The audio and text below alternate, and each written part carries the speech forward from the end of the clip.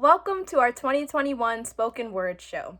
All work is written and performed by our talented senior writing class of 2021. Hope you enjoy.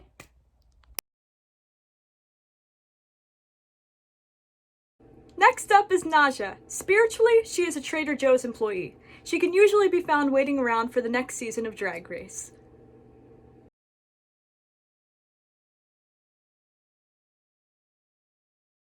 The sun was a black girl in an orange dress. Before she ran from ants that crawled up her skirt, she let them trace her calves and traverse her knees like mountains. She rested back on her hands, putting naive faith in pudgy fingers that could barely carry sippy cups to keep her upright. The legs she toddled on fell outspread in front of her, adorned with yellow summer sandals on feet that ran faster than she did.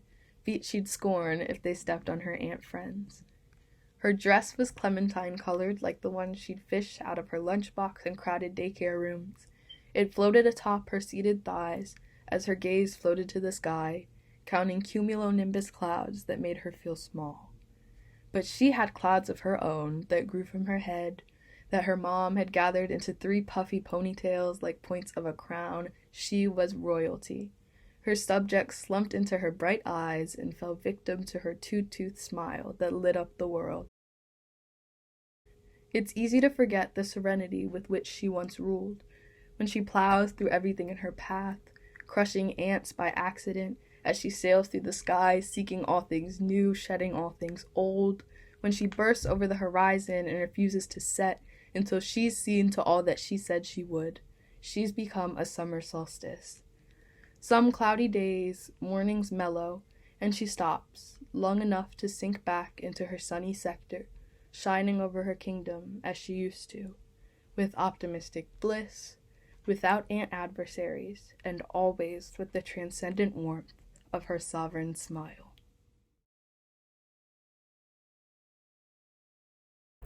When you remember me, picture the biggest rainbow, minus the actual rainbow. This is Amira.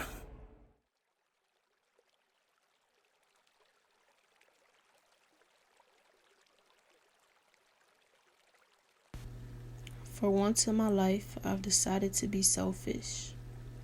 Decided that it is time for me to experience happiness within myself. So caught up in perfecting your happiness that I neglected my own. Tried so hard to make your smile permanent and forgot what mine looked like. Told you my deepest secrets as my best friend, and you unveiled me to my enemies. I should have reinforced my wall instead of letting you help lay the foundation. Our history is inevitable, but our future can't be denied. You asked me why, but I can never give you an honest answer.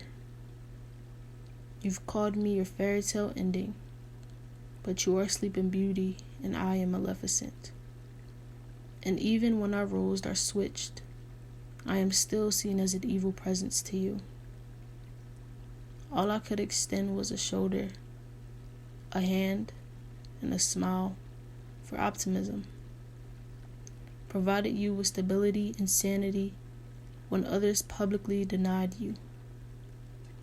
Gave you guidance and advice when I should have warned myself. Made sure your spirits were always bright, even if mine were in darker times. Greed got the best of you, and yet, still, I was the one who victimized you. No room for ultimatums because I was only a choice that benefited your resentment. Questioned my own loyalty, but I was never the one who secretly lived in deceit. As we grew apart, I thought it was my fault, so I began questioning all of your truth. I was never what you needed. You were only invested part-time, but I don't do weekend shifts. Once like siblings, inseparable. Now like associates, tolerable. Creating memories was easy, but forgetting them will never sit well. Because even after all the pain you caused, I still care enough to contain my rage. My absence cuts you deep because you're the one sharpening the knife. You only miss me because I kept you from drowning, even when I couldn't be my own raft. For now, I'll just be that rotten plant that you forget to water. So please, the next time you think of me, do me a favor and cry me a river.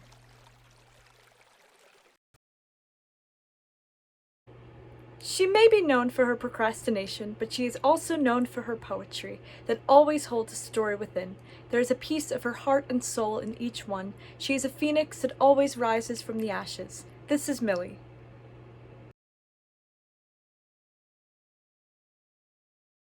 Au revoir, mon passement. We were never meant to survive, yet I walk with my memories that burn my hands as they spread the more I hold on. I stare at your pictures from Facebook that you never deleted when you told me you were. I am glad you did not, or I would almost forget who stayed by my side when I was alone. There is one photo I forgot, with you and I just smiling happily. And the caption was my name surrounded by little hearts. Your brown, curly hair almost covered the camera, but I did not care. I only wished to see your charming and cheeky smile that I hated because I adored you. The way you were always strong and positive when it came to the most pressuring of situations. You were the first light of day that I recalled to love. Old middle school moments embraced me like how you did when I called myself ugly. You told me while pressing a kiss to my cheek, "No, you're not. You are beautiful."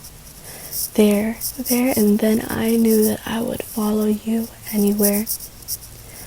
I admitted my feelings, finally letting go of the breath I was holding, not knowing I was going to drown, but was rejected by your sweet yet gravelly voice, though you still treated me the same or more as a sister. To this day, your words make my heart wail in agony. One day, when I have a kid, you're going to be the godmother. I replied back, "Really?" "Yes, stupid," you said with a heart. Graduation came quick like the fall as you left with a warm smile and a tight hug. I prayed for you to not depart from me, or at least to never forget our memories. Years go, but your unforgettable smile scorched my chest to the 3rd degree. In June 2020, my grandmother was the first to leave. After that month was you. When I found out, I shut my eyes and held my hand in my palms. Rusted screws fell out from my throat as I held my pillow pretending it was you. For once, I wanted the world to lie to me.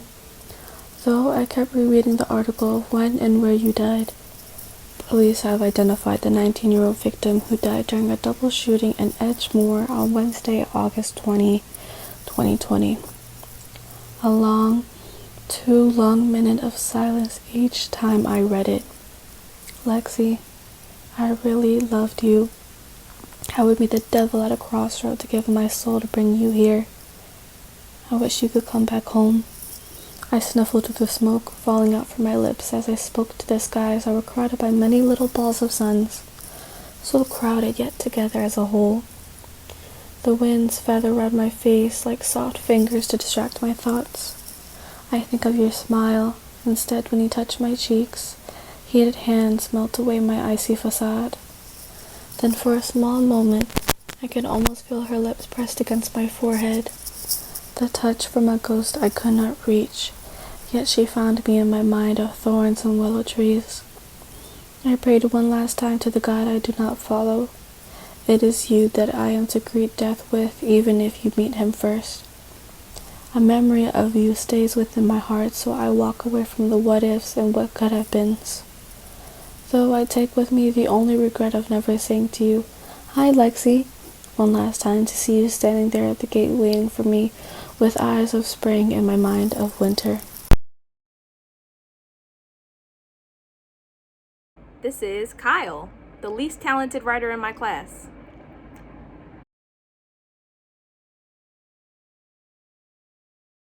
Into the intersection, you stopped at the red light. I can only imagine what you were thinking. Something was wrong.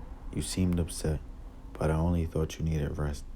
Your focus is taken off the road as your phone goes off. The sound of an assault rifle echoes throughout the neighborhood.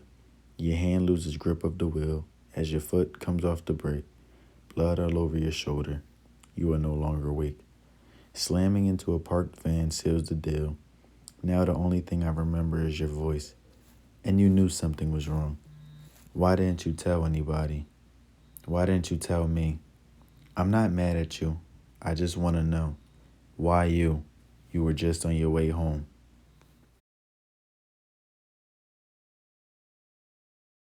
Next up is Camille, and there's something about plain oatmeal that scratches her brain itch.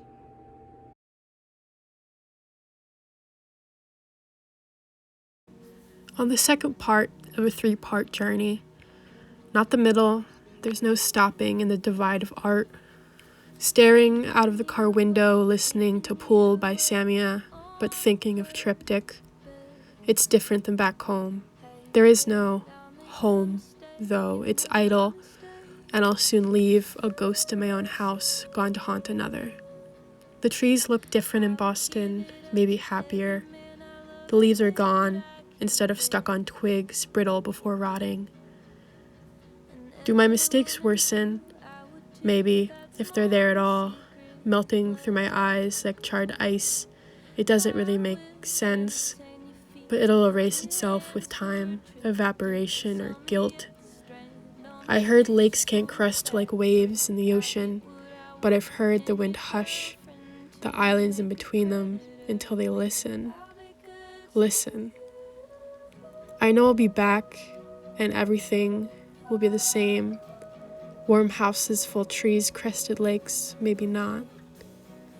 But home is not the third part, and I'll wait until it comes.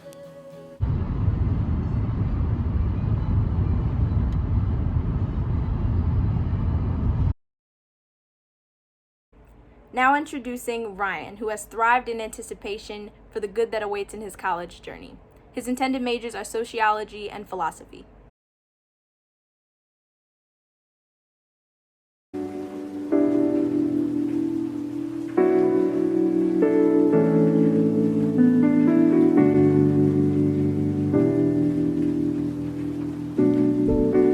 In the most uneventful of times, trying once again with a more pristine flip of a dime.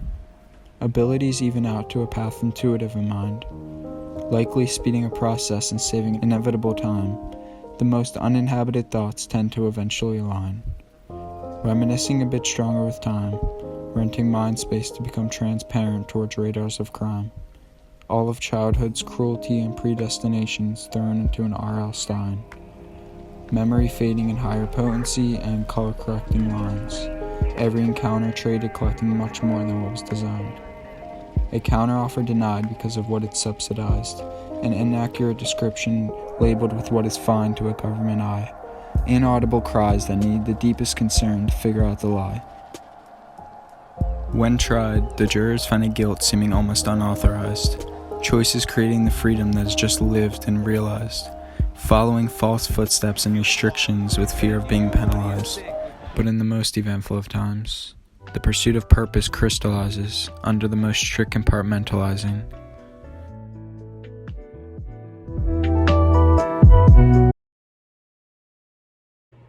Next up is Allie, an advocate for Peter Pan. She does not believe in growing up.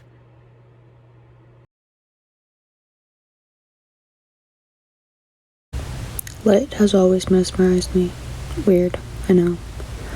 Lights are in our homes, on the streets, in our cars. But the light we see from the sky enchants me.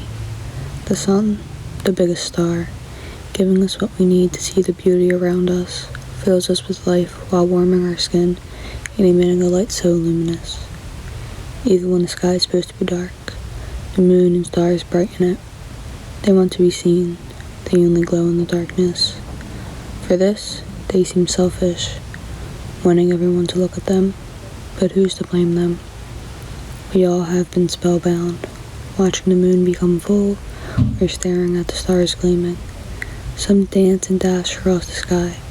My eyes follow, going from star to star, studying each one's gleam. Maker of quality Pinterest boards and knower of nothing useful. This is Ella.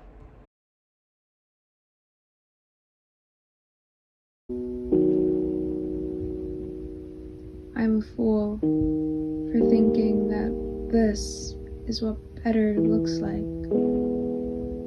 I cling to you, digging my nails into your velvet back. Kneeling over me, you tell me that I am nothing. I nod obediently, coiling into my own body. You carved a me-sized hole in my stomach, and I reside here. You spoon-feed me, validating purpose, reassurance in the forms of inconsistency and mania. You walk forward, and I'm always trickling behind, clinging to you in every waking moment. Lethargically, I obsess. I am disgustingly encompassed by every memory, every facet of your being. Encasing your glassy hand around a feeble wrist, you tell me that this isn't better. Am I insane for loving every moment of this? Loving every moment of you, you intangible, insufferable thing, forever yours, a fool. Up next is Anaya, who hates the fact that she is writing about herself in the third person right now, but also wouldn't trust anyone else to do it.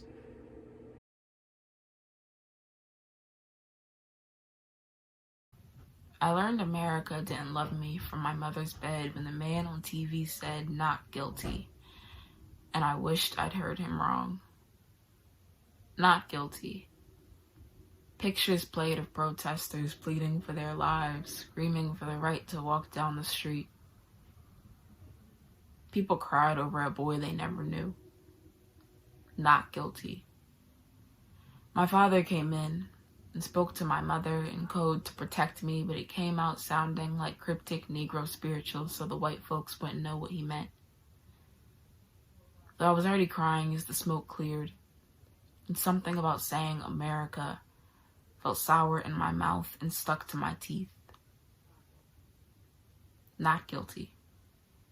I watched hazy through tears, feeling what I wasn't even old enough to describe at 9, but now know was helplessness and rage. The heavy hands of the ancestors on my shoulder and the tug of the future generations at my leg. Not guilty.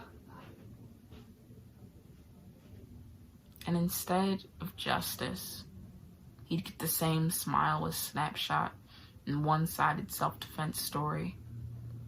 Not guilty. And he'll go on to sign packs of Skittles and iced tea and hold meet and greets. And Trayvon will never know life beyond that night. And for the first time I knew that if America let a murderer walk down the street, but not a black boy, America did not love us. And we were not welcomed here. Up next, we have Maya, who says, "When you think of me, think of pink clouds, but also black skies. Think of long walks on the beach, but also nights out in the city. Think of all the opposites that attract."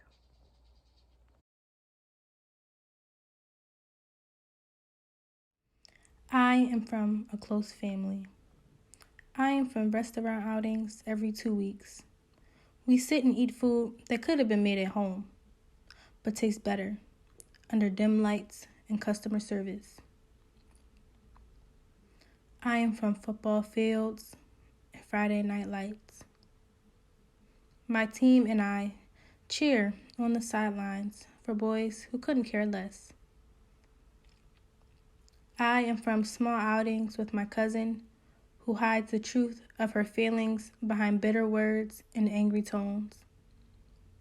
Our lives change from time to time, but hers changed the most when she had the best addition to our family. I am for moments of laughter with my other cousin, who makes my heart clench every time we part ways. No matter how much we see each other, we laugh more and more every time. I am from car rides with my parents to the movies. I am from laughter from my dad and complaints from my mom. Nothing is funny, she says. I am from love that comes at the best times, times where love seems to not exist. I've been in love for 3 years now. I am from night outings in strange cities, from hotel rooms to restaurant bars, and times where I never want the night to end. I am from friends and family, and friends who feel like family, and love that is felt all around. Up next, we have the Chick-fil-A eating gay, your neighborhood's nervous wreck, the Frank Ocean ambassador herself. It's Brianna!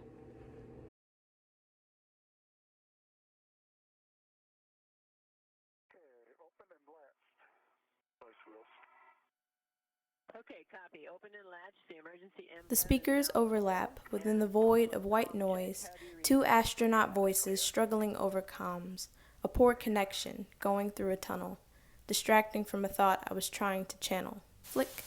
Some political jargon, inflated to make it sound good. Trump's latest fumble, a death in the neighborhood. Its gravity only pulls a moment before a wretched jingle replaces it. Get to the point. Traffic update. Here we go. 2 accidents, 2 vehicles jamming into each other like conflicting frequencies, spinning like dashboard dials, pushed aside, far left lane, I-95 trudging on painfully slow, from passers-by breaking to watch the show before on to previously scheduled programming. Flick. Ew, gospel? Flick. Catch the scratchy end of a great song, warped by radio edit, ruined by repetition before it vanishes. A finicky signal. Talk show host takes back control, interjects with a voice like feedback, screeching something robotic. It registers as metallic, a rattling machine wheezing from overuse. Does the voice get tired too? Flick. Antique R&B. Normally not my style anymore, but Dad breaks out into dancing. As much as this car allows, can't change it now. He basks in what used to be. The Fugees that killed the both of us softly as I copied Lauryn Hill from the back seat. The soundtracks of Music Soul Child and JT on the way to Sesame Street. Those sound waves of nostalgia wash him away.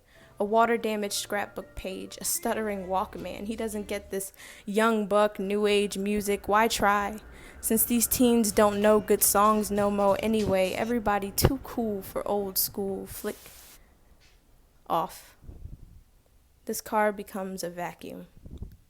Dead space. Where the thoughts I have not rehearsed will hang and wait. Somehow this is worse. Too cold for rolled windows, wedged between amplified, elephant-sized thoughts, stuck talking to static silence. There is no off. Back on.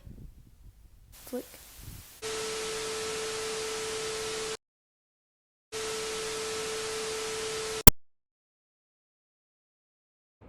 Our next is Sydney. She likes cooking, sleeping, and making people laugh. She is very witty and enjoys buying overpriced items on Amazon. Coexist as friends to all onlookers. Beneath that shield of impostery, we lay under this blanket drenched in emotional adultery. The gleaming light of the moon that ignites our midnight discussions. Our 2 screens illuminating the teasing. I surrender my armor unto you, so no evil shall prosper against us. Although you proclaim you can't choose between us because your heart lies with both, with a lying tongue she announces I am the Mary who didn't bear the child. My heart does not devise wicked schemes. I do not possess swift feet that run into mischief. Why is it so hard to choose? For I am the great divider of light and darkness, the Garden of Eden with no snake, the vulnerability of nudity but only see an intellect, the vessel of Noah's arks accepting all forms. For I am all this, and I will part the sea for you. I am falling into temptation and abandoning all sense of morals. I covet a future with you, knowing adultery can reside in the head before it ever reaches the bed, yet we find ourselves in this forbidden land of Coventry. I idolize the way you flirt without words, knowing what lines to cross even though you claim it's just conversation, for the sake of the woman who was nailed to her own cross for your sins. She purifies you from all your unrighteousness to keep you, knowing that there is no competition if she's already won. Because I will never be the woman who doesn't fight for what I want, and she will never be the woman to let go of what's hers. You turn my water into wine as your body dissolves in my mouth. I am a kid drunk off communion, and you're the kind of sin I cannot leave at the forgiving altar. Until your choice is made, I will cleanse in the sea of conviction. Now introducing Jaora, a glamorous, self-proclaimed moonchild who enjoys empowering others and staying true to her highest self.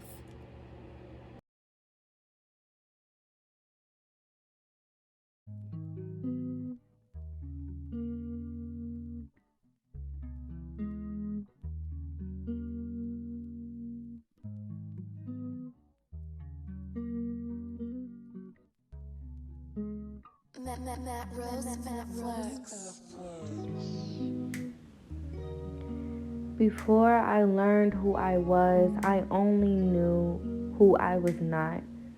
Hours spent over fixating about what I could not be. Like a hamster on wheels, I set out to achieve distance. I retrieved into mountaintops and skyscrapers, call upon my higher self and banish baneful thought, here by the moon as my witness. Right hand on the Bible, I am sworn to a quest of thyself. Before I learned to cultivate and conquer, I spent centuries in wars with little armor, spiking revolutions with Achilles' heel, urgently climbing mountains built off broken foundations. I renounce the boulder. I strip myself of discrepancy, surround myself with all that incites a door. I peel back my layers and water my core. I am no stranger to growth. Now when I lie awake, I am put to peace by my presence alone. I am me again.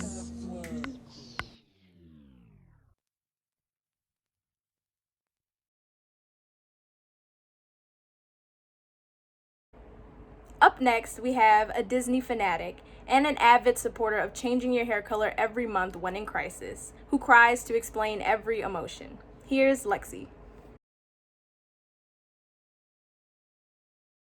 Turning a narcissist's footsteps. When a candle is lit, you see a flame. The flame heats the wax of the candle, and the candle begins to melt.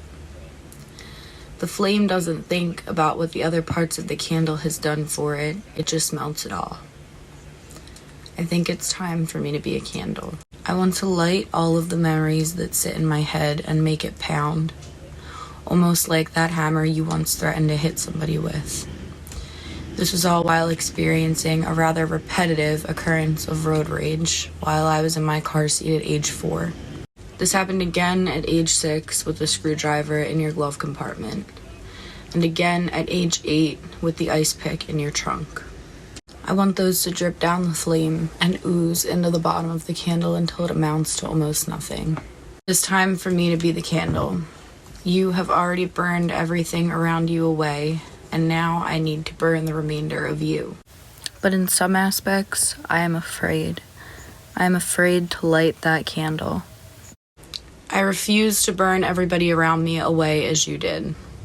I retrace in my head those memories that I'm trying to burn, and they tug on the strings of my sweatshirt and make themselves so noticeable in my daily life that when I'm helping Haley with homework and I yell, "What is 2 + 6?" I want to cower down and burn myself in that flame because I want no parts of you displayed in me. I am my mother's child. I like candles so much because of her. I wish she could be a candle too, burn your hands off of the places you ever so furiously touched her skin and burn away the remembrance of you. I want her to one day look in the mirror and realize just how beautiful she is. And when she lays down at night, I want you to be gone. I want you to stop showing up in dreams and realities, and I want her to be free. She needs to keep burning her candles because I have hope that she will burn you away with it one day. I am my mother's child, and I like candles so much because of her. I think you need to stop being a candle. Stop burning things you don't have anymore. It's our turn. Let us burn the memories of you. Sophia is a 17-year-old from West Philly who is obsessed with pugs and espresso. She loves to camp and misses taking SEPTA to school dearly. Cup of cranberry juice, pressed between clammy fingers, an exchange between mother and daughter, an act of solidarity. I'm from hard things, she tells me.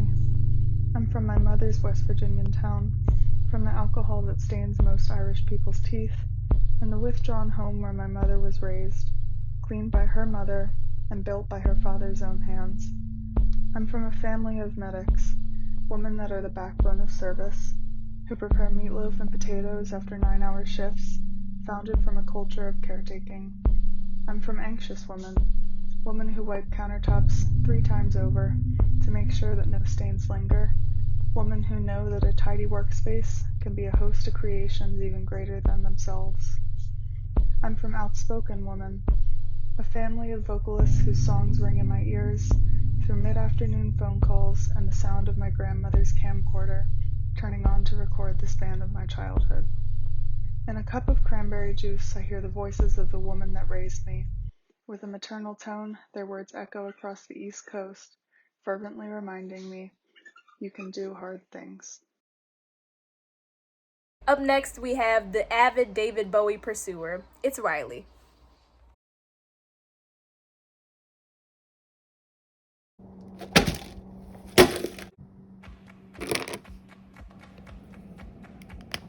When thoughts mingle and interlace and leave someone overwhelmed with no trace, a dream is sprouted, one that seems so easy to capture in the palm of my ever-growing hands.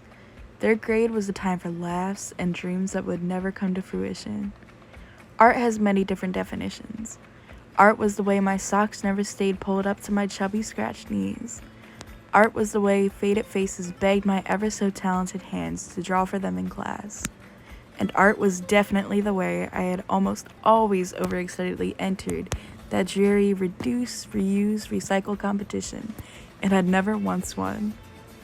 Nibbled thoughts collided and crashed, leading my selfish brain to concoct that I was the best.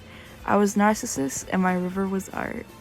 Art which perpetuated ever-growing piles of same faces and misunderstood figures. As my palms were finally big enough to grasp reality, my river of self-centered daydreams dried out. My toes finally touched the ever-depraved ground, and realization had reared itself around. The words had stung my skin, my body so new to the feeling of truth that I had hurt. It was true that a dream was only a thought, a mingle of a cloud that is meant to depart, and it meant I was never really good at art.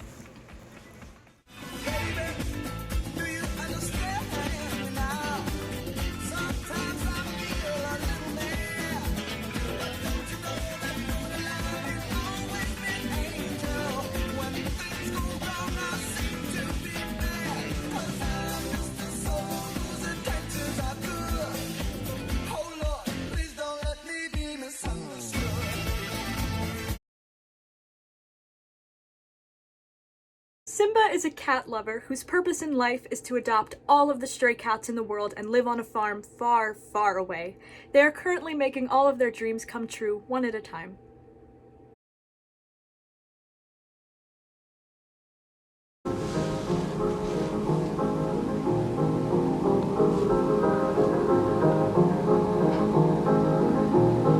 They ask me, what is fear?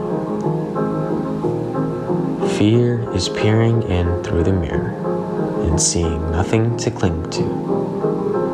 Not a face, not a smile, not a gaze. What is fear?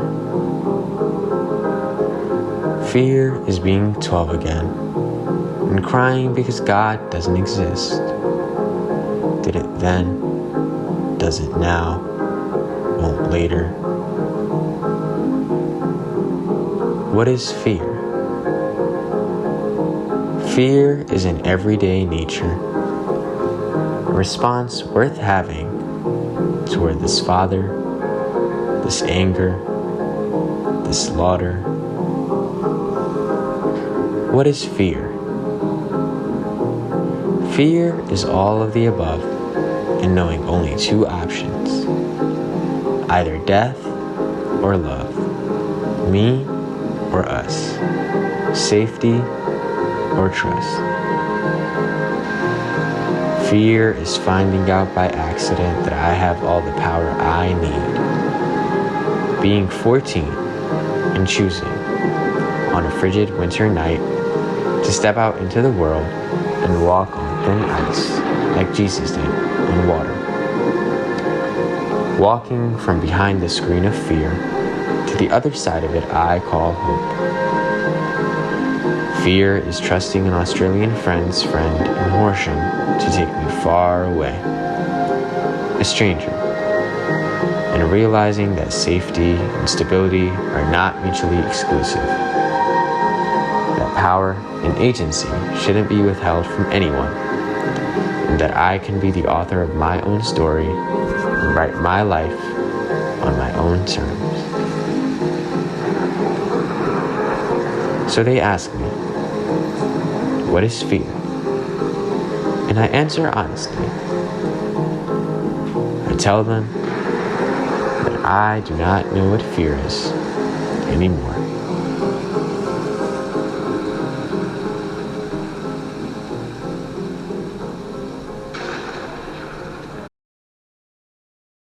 This is Roger, that Dominican short kid that looked like Sayum.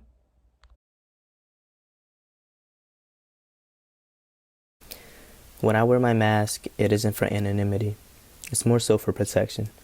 Countless cases of being caught up in my feelings, countless cases of being caught up in my lies. I find myself acting different around others, with the jokes I make to the words I use. It isn't to seem cool, I swear. It's for protection. Protection from what? Well, that I don't know. Maybe from my feelings, or maybe from theirs. But whoever they are, they're protected. I can't find myself getting close to anyone new. New friends seem like such a hassle. New friends come with a new mask. With that mask comes more lies. Why do I lie? Simply put, to keep me going. The lies I tell have stuck with me for years, eventually until they become the truth. Much like the story behind the scar on the back of my head, caused by a nail that didn't even exist. See, it all comes back to protection. If my parents knew what had actually happened, I would have gotten in trouble. So like always, I lied. Isabelle is a self-proclaimed quote collector who absolutely believes dragons existed and wishes bookstores had sleepover weekends.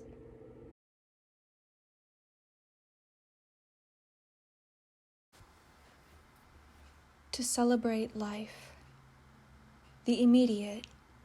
A mostly empty glass of white wine, a cup of green tea gone cold, and the obligatory water. Icelandic chocolate and a craving for rice pudding as I try not to cross my legs while I bleed. 3 pencil cases and around a dozen implements at first set side by side in ascending tip size, then jumbled as frantic fingers fumble for purchase in the pens. Wavy's nectar vibrates its rhythms, thrusts its beats, spreads its vocals like warm butter as though I am the patiently awaiting bread. The stillness and motion lay in the grass as my fingers numb and music plays through tickling earbuds. Imagine conversations I might have. Where? When? And with whom? Drill steps of defensive dances, appreciate the balance of a butter knife across my knuckle. The personal and precious. Rub my grandmother's feet as she rubs mine, relaxing on the green that looks brown sofa. Her snores when she dozes, an annoying but endearing reminder that she still breathes. the way my hair feels when I twirl and swirl and spiral like a helicopter seed, the story of how after her first strokes at 17, my mother took a walk with her sister, bent down, picked something off the ground and asked, "What are these funny little nuts with hats?" Walk like an empress along the 4 ever-loud lanes of Henry Avenue, talk to the moon when I step out at night, ask her how she's been since we last spoke, greet my celestial siblings with a Cheshire cat smile. Part of my soul was born of skylight. The philosophy and faith, allured by the archangels, fascinated by the Sephirot, welcomed by the words of the wise, the flaming sword of wisdom of Jophiel, the emanation of empathy, chesed, and communing with someone from the past whom you have never met, through a cup of sake beneath the cherry trees with Yoshida Kenko. Believe in blood and body within a simple church with a sky blue ceiling for the apse. The strange and creative. How I wish I had said, the smell of old books. How nerds get high. Wonder if I'm still pretending like a child with an imaginary friend, or if the times I act like I hear things in the house are instances of in our world otherworldly activity. Wander my mind in hope of learning more about what I will create. Pick up foreign food at markets where people have pointy ears, animal tails, and green skin. Hit the back arrow to hear the previous 10 seconds of a song as though my sanity depends on this auditory sacrament of listening between the measure lines. Try to discern the differences among madness, genius, and the rainbow gray in between. She will always offer to tell you how the moon landing was faked. Next up is Emily.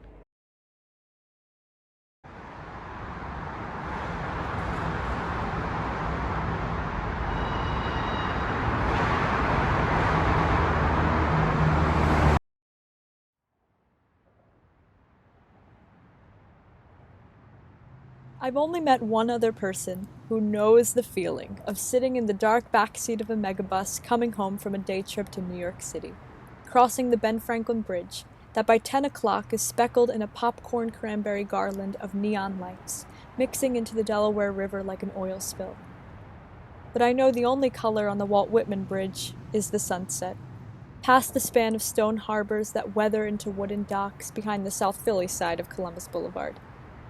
I've only met one other person that called the clouds mango, the golden hour on its pale, thin arches, hollow like a gaping gate, unlike the Tetris underneath Ben, knotted in a lattice with the expressway that stretches and shatters my shadow on the patch of cobblestone fraying near the water, away from the new fabric of pavement. A train leaving to New Jersey plays a soundscape of rush hour white noise as I fall asleep on the Delaware's waves, wrinkled like skin with wind like leather, unlike the hospitable greeting from the Hudson, a river that didn't even know me, with the texture of an embroidered quilt tucking in the shore of East Riverside Park. But I will miss the other hemisphere of Penn's Landing, the skyline of Camden, laying and listening to my dreams on Race Street Pier, where the thumbprint of a moon dried on the sky as I opened my dollhouse of a heart, sculpting wooden figures in its painted pockets and chipping lips into their smooth faces with my fingernail, like a toy Christmas village glowing with candlelit street lamps and pop-up book homes that has been poisoned into a radioactive circuit board of an urban future. What happens when you wake up to winter, and the graveyard near your house becomes a prison, with nests sitting in between the bars of branches and the ground is a discarded parade of maple confetti? What happens when it is your last autumn, to watch the tips of trees ripen red, to follow the sun's day trip from Boathouse Row and back? What happens when the Walt Whitman and the Ben Franklin don't feel like cognitive dissonance anymore, between two identities blind to the bridge of the Delaware River itself, until I am only made of the vibrations of my soles against sidewalk, and suddenly, nostalgia goes in the other direction.